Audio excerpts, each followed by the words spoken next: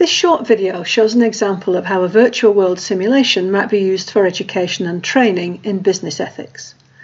In front of me is an office block in the virtual world Second Life where students can carry out a simulated ethics role play.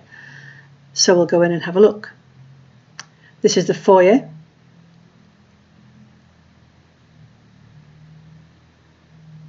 The reception desk and the lift. Taking the lift brings us up to the top floor office suite where the simulation takes place. Here's the main boardroom set up for a mock board meeting, and this is where the simulation takes place.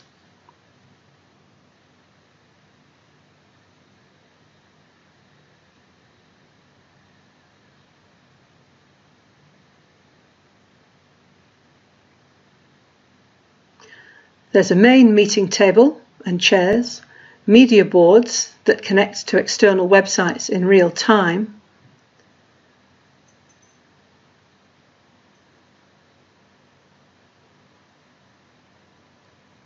and a breakout area for smaller group discussions.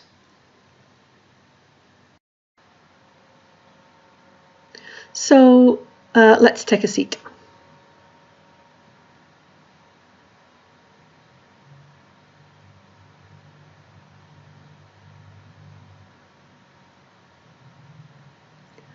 In the simulation, the group of students each take a role, such as MD, Finance Officer, Head of Marketing, HR Manager, and so on.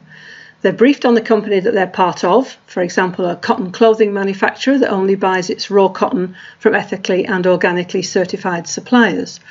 Their clothing is a little more expensive than their competitors because of this, but they pledge that their customers always receive what they pay for.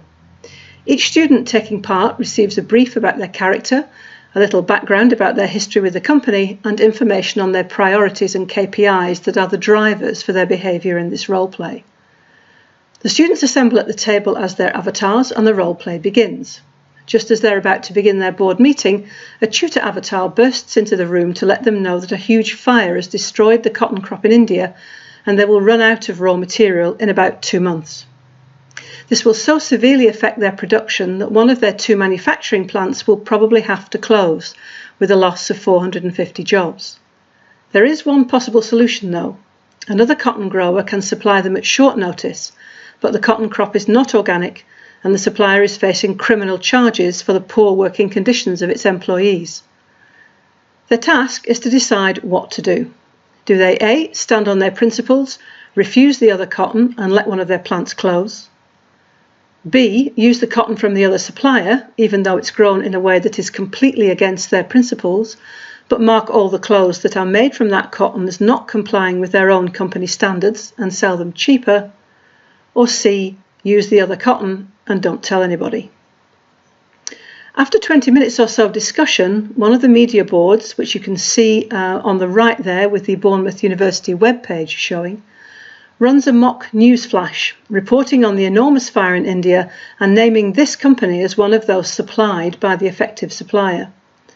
The reporter then asks the question about how the company will respond, and this now means that any decisions the board makes will be open to public scrutiny, and this changes the nature of the discussion. Further spanners could be thrown into the works depending upon how complex the role play needs to become. The main board can split into smaller working groups to consider particular issues, such as finance, company branding, marketing, and so on.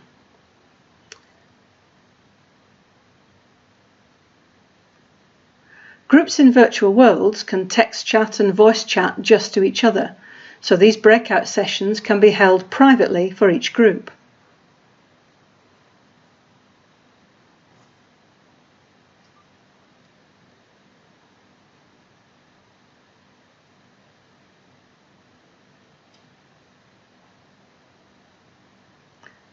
And then the students can return to the main board meeting and present their thoughts.